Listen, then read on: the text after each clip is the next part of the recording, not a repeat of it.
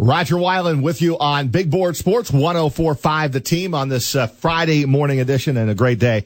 If you're a baseball fan and you're into the playoffs, it doesn't get much better. Tim Kurkjian joins us from ESPN, baseball analyst, of course, and busy time of the year for Tim. Roger Weiland in Albany, good morning. How are you, Roger? Good, Tim. I appreciate a few minutes. Before I get to today and what happened last night, quick thoughts on this Mets team, a regional team of interest, and I thought all in all, Met fans can't be too disappointed. First of all, you can't beat Madison Bumgarner. Not many teams can in the playoffs, and I thought with all the injuries they had, Terry Collins and the Mets should feel at least pretty good about what they were able to accomplish this season. Do you agree with that? Yeah, they should feel better than pretty good, given what went wrong with that team this year. I mean, they're supposed to have this historic rotation. For the most part, 60% of it were gone at the end. You never saw Zach Wheeler. It's a miracle in a lot of ways that the Mets got to the playoffs. And it's a real tribute to the guys on that team, to the manager, and to the organization to fight through everything that went wrong and to make the playoffs. And I also agree, it doesn't matter who's playing who. If Madison Bumgarner throws like that, yeah, he's going to beat everyone. That's just what he does this time of year. There's no doubt. I mean, and Syndergaard was fantastic, but Bumgarner was better and goes the distance on a 4-hitter, and the Mets are out. I maybe a little bit. Would you worry a little bit about Familia? And in the World Series, had a rough time last year in the World Series. Now gives up the 3-run homer here in the playoffs. Would you be concerned at all with Familia postseason? Well, yeah, I think so. I mean, the postseason is a different experience, and some guys rise to the occasion and others don't. And so far, Familia has had some trouble in the postseason. Now, we all know last year he didn't exactly get lit up, but he did give up a big homer to Alex Gordon and now a bigger one to Connor Gillespie. So, yes, there's some concern about that. But his stuff is so good, and you say 50 games during the regular season, there's not too much to worry about. But like so many others who have struggled in October in baseball, given the degree of difficulty of that game, you still have to give them a bit of a pass, but you have to worry the next time they get there. And they will get there again with him as the closer. What's he going to do this time? That's certainly a debate. Time with Tim Kurkjian, ESPN baseball analyst. Tim, how about last night? Boston loses to Cleveland. Cleveland gets a 5-4 win, and the move that Terry Francona made in the 5th inning to bring Andrew Miller in that game, that turned out to be the right move. I don't know if he'll be able to use him today, but certainly last night Francona wanted to get that first one, and he used his bullpen in exactly the right way. He sure did. That's the first time that Miller has pitched in relief in the 5th inning since 2013, and it's the first time he's pitched in 3 different innings in relief, 5th, 6th, and 7th, since 2011. And this is precisely why they got him, because if the game is on the line in the 5th inning, they need to bring him in. Now, you're right, he may not be able to pitch today. He and Cody Allen, the closer, both threw 40 pitches yesterday. That hadn't happened in a game by any team since 2008 in a postseason game.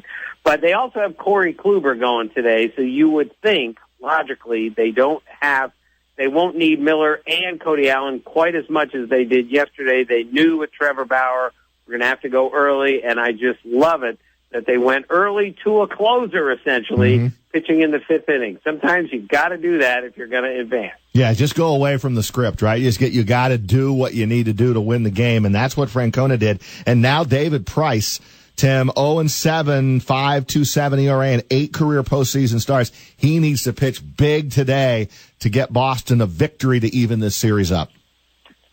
Right, and this is, such the beauty of baseball, how David Price can be this good of a pitcher in the regular season and struggle this badly in the postseason. He's made 8 career starts in the postseason, and his teams are 0-8 in those games. That just doesn't follow. And obviously, that's going to have to change today, and it doesn't help him when he gets reminded about this stuff every day in the postseason.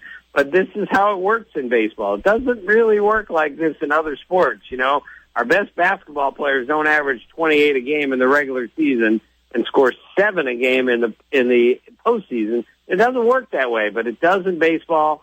So we'll see what David Price looks like today. But the bottom line is he better be very good, or else the Red Sox are in big trouble.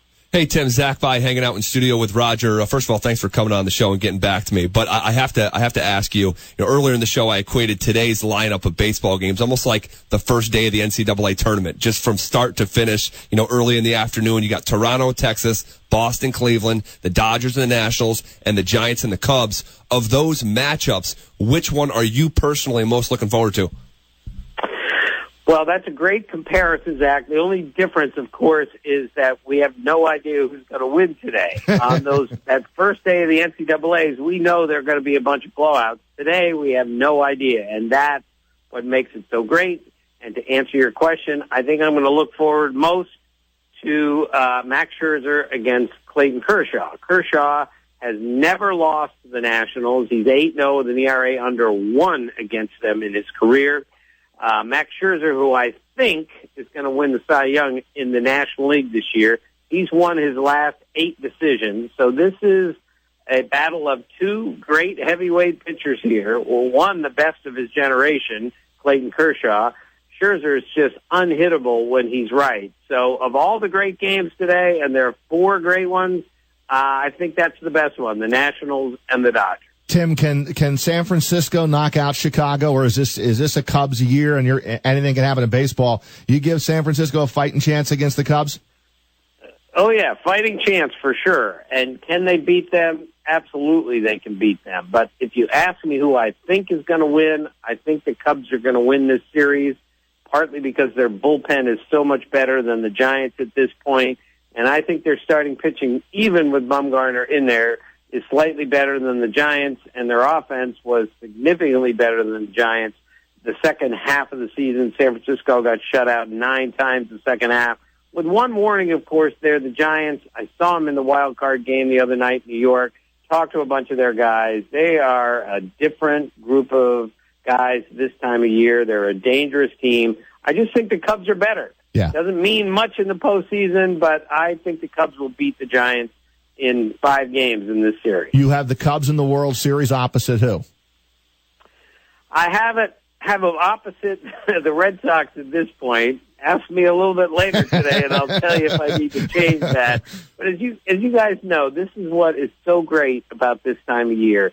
We really have no idea what's going to happen. We knew the Cavaliers were probably going to play the Warriors in the NBA Finals, and we knew that in October last year. And that's exactly what happened. We don't know who's going to play in the next round, and we're here in October. That's the best part is it's just so difficult to call because how the beauty of baseball and its degree of difficulty. Hey, Tim, one more for me. I'll let you go. I have a great deal of respect for Buck Showalter.